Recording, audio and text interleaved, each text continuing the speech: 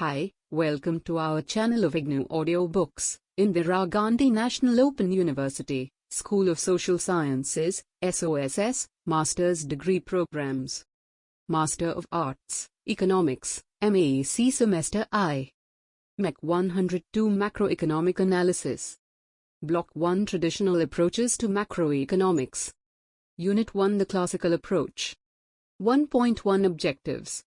After going through the unit, you should be in a position to bring out the salient features of classical economics, analyze the classical approach to the determination, output and employment, explain the quantity theory of money and its implication on price determination, explain the classical dichotomy in the economy and the neutrality of money in a classical system, and describe the behavior of prices in the long run and short run. 1.1 Introduction. Being a student of economics, you must be aware that macroeconomic theory has evolved over time in response to the dynamic macroeconomic environment. Initially, during the 19th and early 20th century, there was a consensus among economists and economic historians that an economy could run smoothly without much fluctuation in income, output and employment. The perception was that there should be minimum state intervention in economic variables such as wages, prices and interest rates. The market forces, supply and demand, would take care of economic equilibrium in an economy. Such an assumption, however, is unrealistic. All governments have in place certain economic policies, such as monetary policy and fiscal policy, and they carry out amendments to these policies from time to time. Economic theory refers to a set of ideas and principles which are used to explain, analyze and predict certain phenomenon or observable events. As you know, macroeconomic theory deals with macroeconomic phenomena, which are aggregative in nature. The need for a special branch of macroeconomics arises because what holds for the individual units may not hold good for the economy as a whole. For example, suppose a firm employs labor for production of output, say, cement. It can hire as many workers it requires at the ongoing wage rate. Thus, increase in demand for labor by a single firm does not have any impact on the wage rate. However, if all the firms in a country increase their demand for labor, say due to economic boom and optimism in the country, there will be shortage of labor and increase in wage rate. Further, the number of workers available for work in the country is limited, thus demand for labor beyond this limit will increase wage rate only, not the supply of labor. Let us look into the global energy crisis of 2022. This took the form of global shortages and increased the prices of oil, gas and electricity throughout the world. The crisis was caused by a variety of social and economic factors: labor shortages, political disputes, climate concerns, and the war between Russia and Ukraine. The world economy responds to such crises in certain ways. During the global energy crisis of 2022, for example, the oil exporting countries witnessed an increased inflow of income while petroleum importing countries experienced a rise in the cost of production. There was severe inflation in most countries. In order to control inflation, policymakers resorted to increase in interest rates and reduction in money supply. Countries designed their monetary and fiscal policies for the welfare of people by controlling inflation and boosting economic growth. Macroeconomic theory guides economists and policymakers to explain the situation and design appropriate policy measures. Among economists, however, there is no agreement on how equilibrium levels of output, prices and employment are determined. Historically, economic data are the same, but economists differ on the reasons and solution for economic problems. In microeconomics, there is more or less some consensus.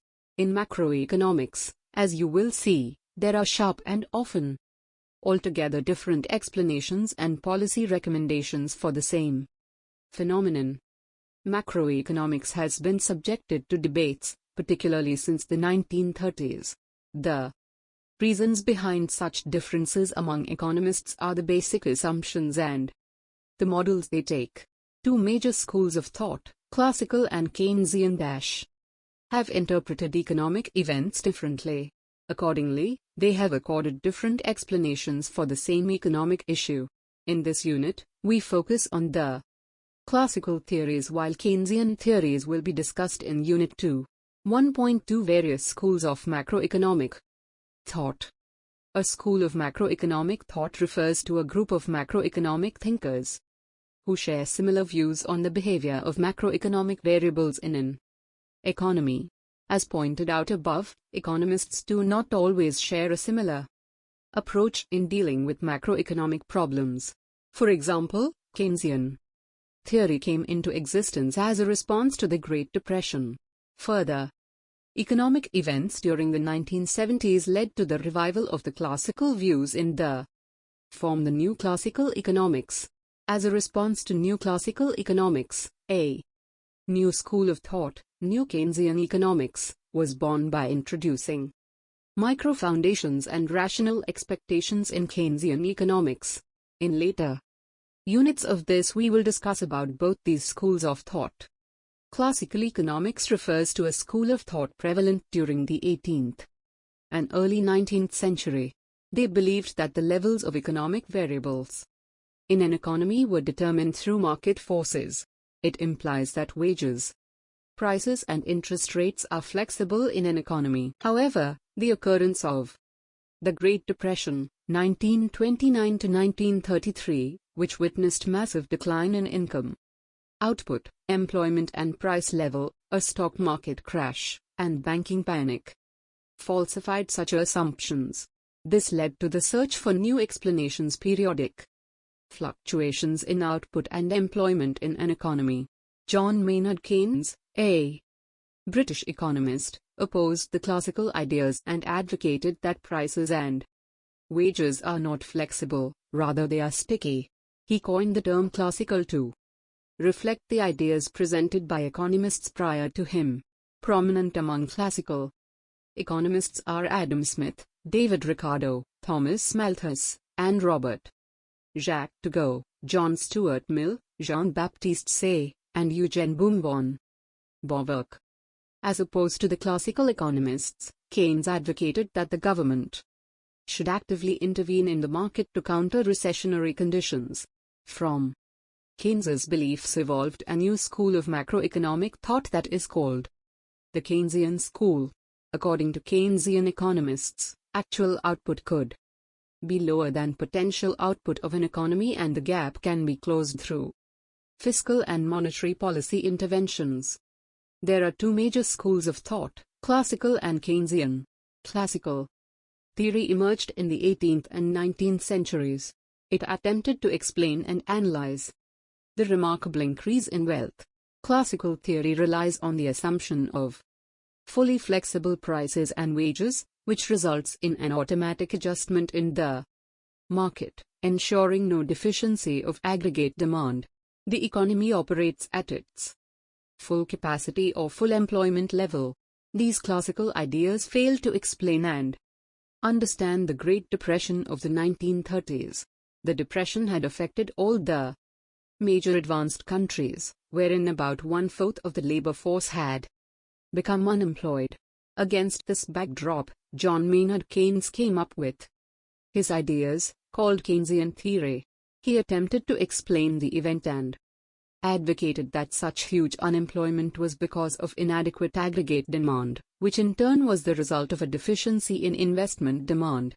He criticized the assumption of a laissez-faire economy in the classical theory and advocated policy intervention to increase demand and employment. Later, attempts were made to integrate ideas from both the schools, which led to the neoclassical synthesis. The ISLM model that we discuss in Unit 3 is an outcome of the neoclassical synthesis. During the 1950s, economists such as Harrod, Domer and Kaldor extended the Keynesian ideas from short-run to long-run. They argued that there would be an increase in production capacity in the long run because of large investments. This in turn would boost economic growth. The focus of these economists, called the post-Keynesians, was to understand, explain and analyze economic growth. In order to overcome certain limitations of the post-Keynesian growth models, Robert M. Solow came up with the neoclassical growth model. You will go through these growth models in the course, Economics of Growth and Development. Keynesian school of thought dominated economic theory and policy after the World War II until the 1970s. During the 1970s, most of the advanced economies witnessed stagnation and inflation, a situation called stagflation. Keynesian theories did not have appropriate policy response to stagflation, which led to the exploration of fresh explanations of economic behavior. Robert T. Lucas, an American economist, revived the classical ideas and countered the prevailing Keynesian thought. The ideas of classical and Keynesian schools differ from each other on various issues, including I. The role played by demand and supply in determination of equilibrium output, employment and prices. 2. The assumption of flexibility of price level and wage rate in the economy. 3. The dichotomy of real and monetary sectors of the economy. And 4. Neutrality of money. After the 1970s, however, there was revival of classical economics in the form of neoclassical theory. In response to that, new Keynesian models came up. New classical economics retained the basic characteristics of classical economics but introduced two new concepts, rational expectations and microfoundations. We will cover these aspects in later units of this course. Along with these mainstream schools of thought, there is heterodox schools of thought or heterodox economics. It includes Marxist, Austrian, institutional, feminist and social economics among many others. In fact, there is a need for promoting pluralism in economics these days and researchers are venturing into many new areas. The mainstream more conventional economics, as mentioned earlier, have been classical and Keynesian. The legacy of these two schools of thought have continued in different forms. Two prominent schools of thought in recent years have been New Classical Economics and New Keynesian Economics. There are certain common features of these two schools of thought. 1. General equilibrium models. 20. Microfoundations in behavior of economic agents. And 2. Rational expectations. Two major differences between both the schools of thought are: 1. The assumption regarding market structure. The New Classical School assumes that there is perfect competition in the market while the New Keynesian School assumes market imperfection. 2. The assumption of flexibility in wages and prices. The New Classical School assumes flexibility in wages and prices while the New Keynesian School assumes rigidities in wages and prices. 1. Three basic features of classical theory. Classical economics evolved against the perception of mercantilism. The mercantilists believed that the wealth of nations depended on the stock of bullion, or gold and silver, and adopted policies that promoted exports and discouraged imports through subsidies and tariffs. Classical economists discarded such ideas and believed that wealth of nations depended on real factors. For them, money is merely a medium of exchange.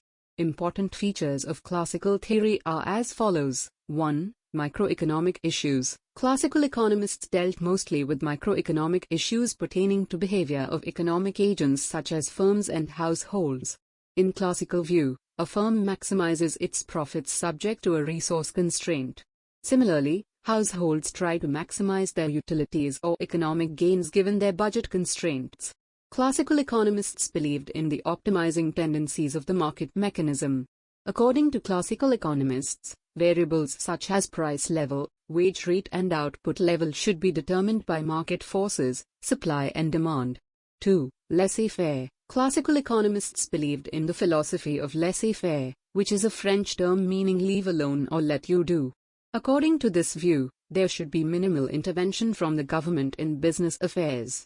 In fact, Adam Smith suggested that government should confine itself to three main duties, viz. 1. National defense, 2. administration of justice, law and order, and 3. establishing and maintaining certain public works, infrastructure, education, etc. 3. Invisible hand. Adam Smith introduced the concept of the invisible hand. According to him, the economy will function well if everyone pursues his/her own interest. According to him, it is not from the benevolence of the butcher, the brewer, or the baker that we expect our dinner, but from their regard to their own interest. Individuals pursuing self-interest seem to be led by an invisible hand to maximize the general welfare of everyone in the economy. It is not the generosity of a producer in selling a commodity, it is his/her self-interest. Similarly, the consumers are not doing a favor to the producer, they are pursuing their own interest in buying the commodity. The philosophy of the invisible hand confined classical economists to the analysis of the behavior of economic agents. They failed to see any conflict between interest of economic agents and that of the economy as a whole. 4. Continuous market clearing. Classical economists assumed that prices and wage rates are flexible.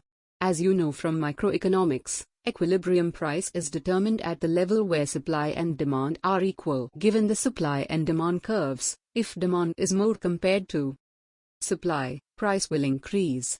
Similarly, if supply is more compared to demand, price will decrease.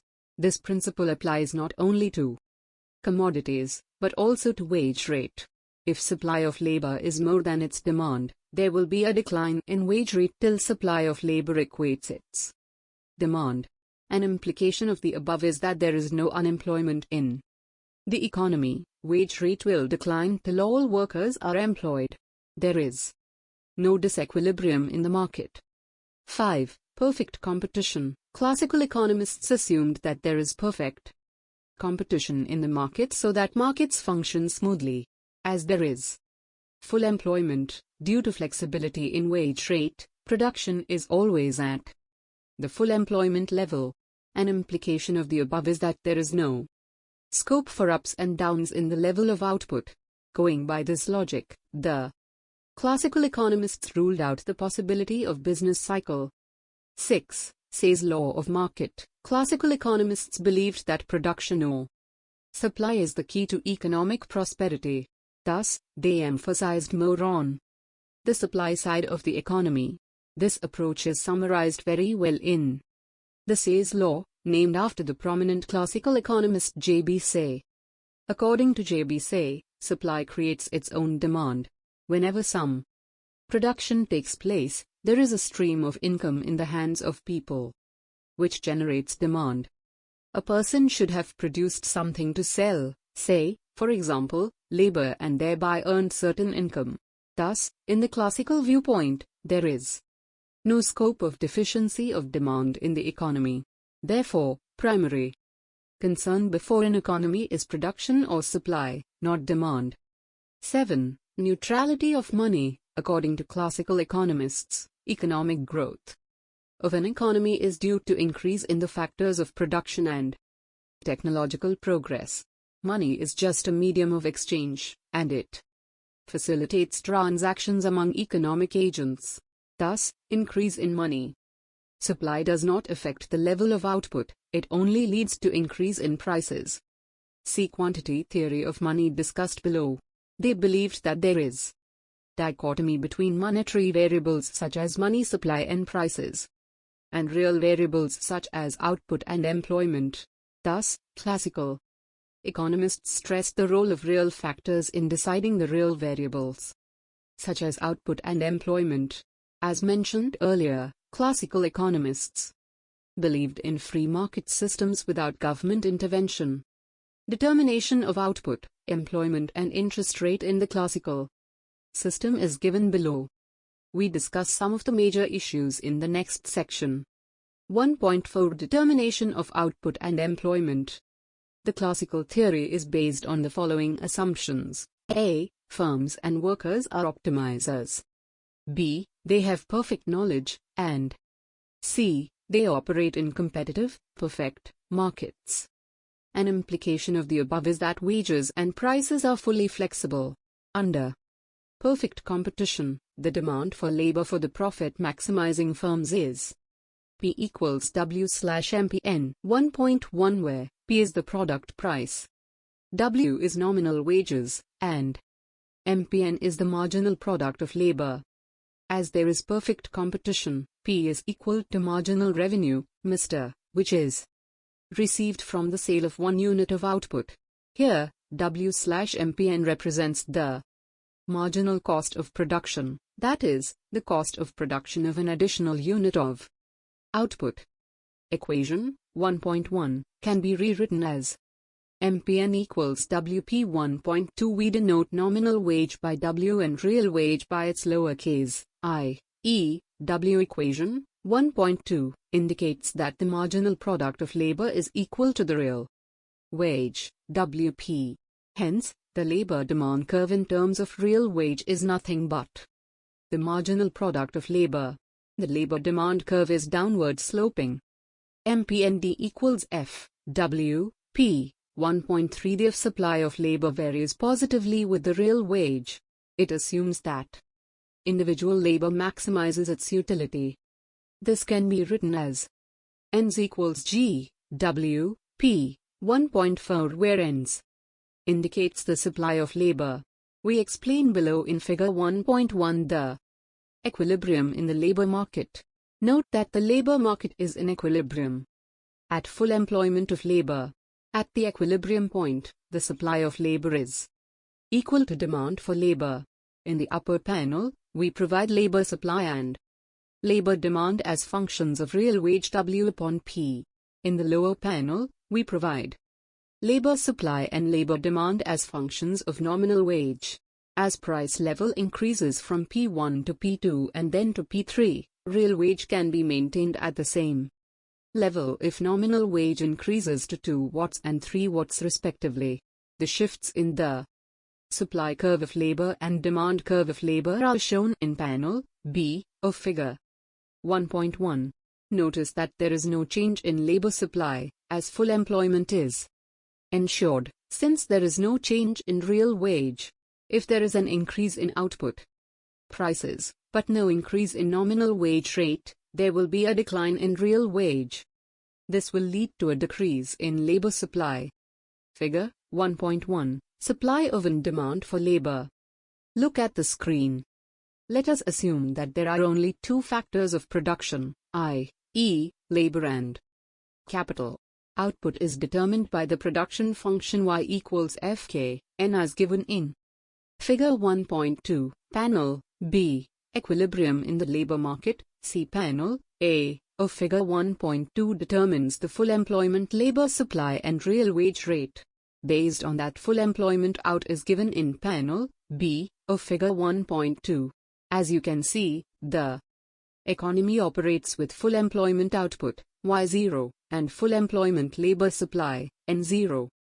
Figure 1.2. Equilibrium output and employment. Look at the screen. Since there is full employment in the economy all the time, with a given production function and capital, the aggregate supply, as, is inelastic at full employment level of output. In Fig 1.3 we have shown the S-curve as a vertical straight line. Note that the S-curve will shift if there is a change in the level of technology, production function, or the level of capital. Figure 1.3, Aggregate Supply Curve. Look at the screen. 1.5 Quantity Theory of Money. To understand the effects of changes in the stock of money, we need to study the money market equilibrium. Money is a stock variable. Its stock means its quantity at a point of time. Money is an asset demanded by the public for its holding. Money is supplied by the government and the banking system. The interaction of the demand for money and the supply of money create a money market. In this unit, we assume that the monetary authority autonomously determines the supply of money in an economy. Hence, the aggregate demand for money refers to the demand for money by the public. Thus, demand for money means the sum of all the money demanded by individual members of the public, whether households or firms. There are various theories of demand for money, such as 1. the classical theory of demand for money, or the quantity theory of money, QTM, 2, the Keynesian theory of demand for money, and 3, Friedman's restatement of classical QTM. In this unit, we will discuss the classical theory of demand for money. It is popularly known as the QTM, which is basically a theory of the price level. Recall that money has four functions: 1, a medium of exchange; 2, a standard of deferred payment; 3, a store of value; and 4, a unit of account. According to classical economists, money is demanded for its function as a medium of exchange. There are several versions of the popular classical QTM. Below we present the transaction version, which is known as the Fisher's equation of exchange. MV is equal to PT 1.5, where T is number of transactions of average size and proxy for income level. M is quantity of money supply. V is velocity of circulation of money, and Pi is the average price level. Classical economists rely heavily on the QTM to establish the theory of demand for money. The QTM says that there is a proportional relationship between the amount of money held by the public and the price level. As per the classical assumption of full employment, the output level is given. Hence, T in equation 1.5 is fixed as a proxy for national income. Further, V is defined as the number of times a rupee moves from one hand to another during a given period. This means that it relies on the public's payment behavior, which is constant in the long run. The right-hand side of equation 1.5, PT represents the total amount of money required to facilitate transactions, i.e., the purchase or sale of total output in the economy. The left-hand side of equation 1.5, in the same equation, the left side term MV is the product of the number of rupees in circulation and the number of times each is used for public payments. Hence, MV represents the total amount of money available for transactions during the given period. Equilibrium is achieved in the system at the point where money demanded, PT, equals money supply, MV. The equation 1.5 can be rewritten as below. P is equal to V upon T into M.1.6. As mentioned earlier, the terms V and T are constants in equation 1.6. Thus, the equation indicates that money supply directly affects price level. For instance, if M is increased by 4 times, price level P will rise by 4 times. Therefore, classical QTM is known as a theory of price level. The other approach of classical QTM describes the relationship between the demand for money and nominal output by taking directly real output instead of number of transactions. In equation form, it can be expressed as MV is equal to PY 1.7, where M is the money supply, V is the velocity of money, that is the number of times the money changes hand, P is the output price, and Y is the real output level. The total stock of money in the economy, measured by money supply times the velocity of circulation, MV, equals the nominal value of transactions or the nominal value of income or output in the economy, PY. The identity given at 1.7 is converted into the QTM under the assumption that Y and V are stable or constant in the short run. With Y and V being constant, the assumption that price level is passive means that P depends on changes in M rather than M depends on changes in P. These assumptions indicate that any short-run decrease or increase in M must lead to a proportional decrease or increase in P. Relaxation or invalidity of any one of these assumptions would not hold the proportionality relationship of P with M. According to classical theory, under perfect competition with full employment in the economy, the output level is fixed. The velocity of circulation is predetermined, and money supply is exogenously given. From equation 1.6, price level, P, is proportional to the money supply, M, is equal to V upon Y into M. Figure 1.4, equilibrium output and prices. Look at the screen. Thus, the labor market and production function determine the output level while money supply determines the price level in the classical scheme. The quantity theory of the money also gives the aggregate demand curve, see Fig. 1.4. Although the classical theory is accepted by most economists, Keynesian economists and monetarists have criticized it. They believe that the classical theory fails in the short run when the prices are sticky. Also, it has been established that the velocity of money does not remain constant over time. Nevertheless, the classical theory can be used to understand and control inflation in the economy. 1.6 Say's law of market.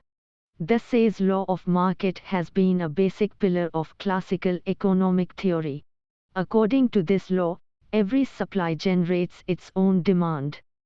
An implication of the above is that if a commodity is produced, it will create sufficient income for the owners of factors such as land, labor, and capital to purchase the produced commodity. After all, the price of the commodity is divided into its components, such as rent, wages, and profits. Hence, this income will be sufficient to realize the price of the commodity. According to the Say's law, enough income will always exist to purchase the entire produced output, so that there will not be any surplus left under the laissez-faire orientation. Using this logic, it can be concluded that there should not be any major depression. If it occurs, it must be caused by some interference with the free flow of commodities and money. The Say's law thus supported the laissez-faire orientation of classical economics.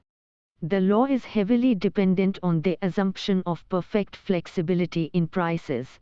Under this assumption, whatever quantity is produced can be sold in the market. In the short run, supply, or demand, may exceed demand, or supply. Such discrepancy is adjusted automatically, and instantaneously, through a decline, or rise, in prices. Such instantaneous adjustment exists for all commodities and factor inputs. Say's law is also regarded as a natural consequence of perfect competition. The proponents of the Say's law believe that the law is valid both in a barter economy as well as a money economy. The law states that income received from the production of output is always spent on aggregate demand, i.e., consumption and investment. In other words, the law suggests that money is never hoarded and that the money or expenditure stream, MV, remains neutral. There is no doubt that the law is valid under a barter economy where production was primarily for consumption, i.e., whatever is produced is exchanged for goods and services. But one may doubt its validity in the present era, when production is based on future expectations and anticipations of demand. There is bound to be some overproduction. It is often said that the Say's law is valid if a substantial portion of production is used for consumption and the rest, if saved, is invested. 1.4 Classical dichotomy. From the quantity theory of money, QTM, we find the relationship between money supply and price level. We discuss below the effect of changes in money supply on other macroeconomic variables. 1st April 2001 add as equilibrium. In an economy, the real variables are real GDP, real capital stock, and employment. These variables measure certain physical quantity. For instance, real GDP is defined as the quantity of goods and services produced in a specific period, such as a year, quarter, or month. Similarly, real capital stock is defined as the quantity of machines and structures available at a specific time. The nominal variables are expressed in terms of monetary value, for example, the price level and the wage of a person in rupees. Classical theory of output and employment suggests that the changes in the quantity of money affects nominal variables such as prices, nominal wages, and nominal income. Changes in quantity of money, however, does not affect real variables.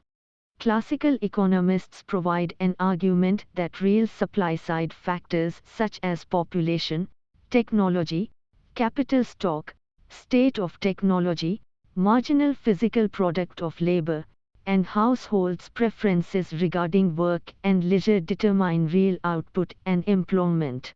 The assumption of flexibility in prices leads to the self-adjustment of markets. Flexibility of prices and wages suggests that the changes in money supply affects the price level and nominal values such as money wages and nominal interest rates while real variables remain unaffected. Such independence of real economic variables from changes in money supply and nominal variables is known as classical dichotomy. Figure 1.5 Classical model of output determination. Look at the screen. 1st April 2002 Neutrality of money. An implication of classical dichotomy is that money is neutral. We have illustrated neutrality of money graphically in Fig. 1.5. There are 4 panels in Fig. 1.5. Suppose money supply in an economy is equal to M0 at a specific time. The corresponding aggregate demand curve is AD0 as seen in panel D of Fig. 1.5. Its interaction with the aggregate supply curve as decides the price level P0. Corresponding to the price level P0, the labor market determines the equilibrium money wage rate W0. Hence, the real wage rate is equal to W0 P0 and equilibrium level of employment is NF as seen in panel A of Fig. 1.5. Given the production function, see panel B, with the equilibrium level of employment NF, the aggregate output is YF. Let us assume that the monetary authority of the country expands its money supply from M0 to M1, which results in an upward shift in the aggregate demand curve to AD1 as seen in panel D of Fig. 1.5. As a result, the price level increases from P0 to P1.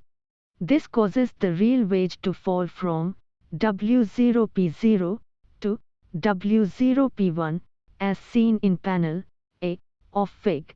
1.5. As the real wage decreases to W0 P1, the demand for labor increases.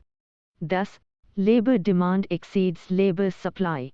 According to classical theory, this causes the nominal wage rate to increase to W1 in equal proportion to the increase in price level, such that the original level of real wage is maintained, that is, W1 P1 is equal to W0 P0.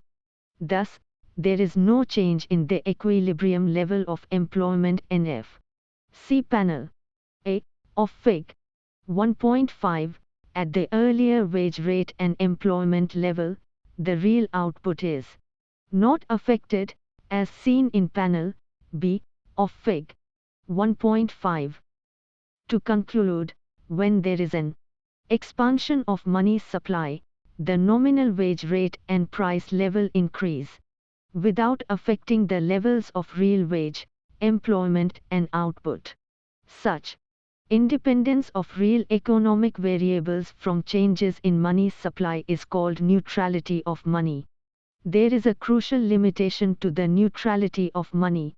It is a basic result derived from the full employment equilibrium that is based on the full flexibility of prices. If increase in money supply, resulting in higher prices, had no real effects, then inflation would not have been a serious concern in an economy. Inflation, however, is a serious problem as has many adverse effects such as decrease in quality of life of people, decrease in economic growth, etc. Thus, measures are taken to control inflation and maintain price stability in an economy. 1st April 2003 Saving Investment Equilibrium. You should note that classical theory emphasized on the function of money that it is a medium of exchange. According to the classical school, money is demanded for transaction purposes only. Hence, supply of and demand for money in the classical theory do not determine the equilibrium rate of interest. An increase in the quantity of money does not affect the real rate of interest. Thus, there is no change in the level of saving and investment. See Fig. 1.6. This shows that when money supply rise, it does not disturb the capital market equilibrium, or saving investment equality, and the level of full employment equilibrium remains unchanged. Figure 1.6. Capital market equilibrium. Look at the screen. An increase in money supply will lead to an increase in prices. Due to the higher prices, nominal investment expenditure will increase. However, according to classical theory, such increase will be proportional to the increase in prices.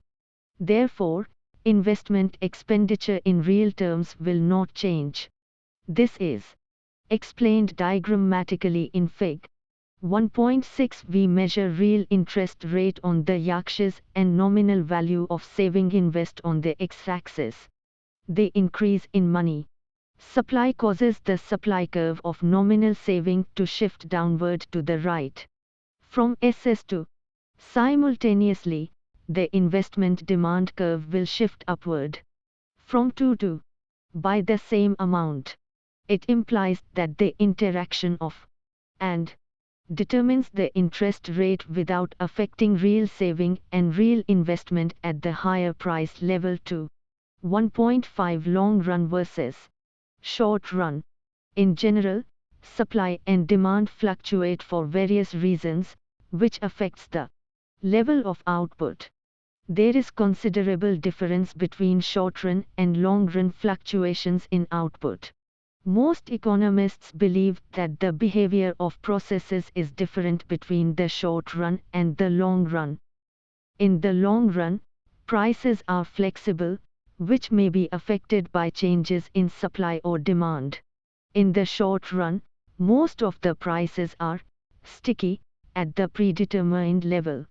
As the behavior of prices in the short run is different from that in the long run, the effects of economic events and policies vary over different time horizons. Classical theory is considered to be applicable in the long run. In the short run, we may need a different analytical framework. In Unit 2 we discuss the Keynesian model, which is more applicable in the short run. Let us explain the price behavior in both the short run and long run in Fig. 1.7. Aggregate supply is the total amount of goods and services that firms sell in an economy. Aggregate demand is the total quantity of goods and services that are purchased. In a standard AZ model, output, Y, is presented on the x-axis, and price, P, is on the y-axis.